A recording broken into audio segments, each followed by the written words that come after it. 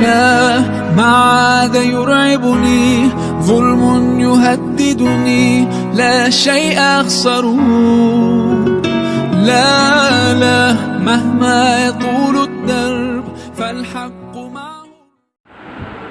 चल फूल, ये देखिए गोभी के फूल में कैसे सांप छुपा हुआ है।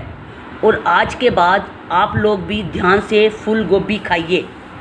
ये देखिए हमने सारी गोभी काट ली थी जब हमें ये नज़र आया सांप, छोटा सा सांप का बच्चा है।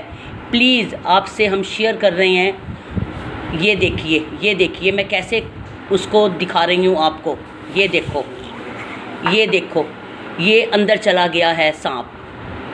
प्लीज़ अच्छे से चेक करके नौकरों से कटिंग मत करवाइए गोभी। ये देखिए आपको नज़र आया होगा।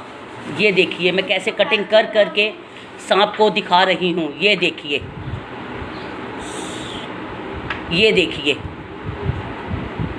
ये सांप है। ये देखिए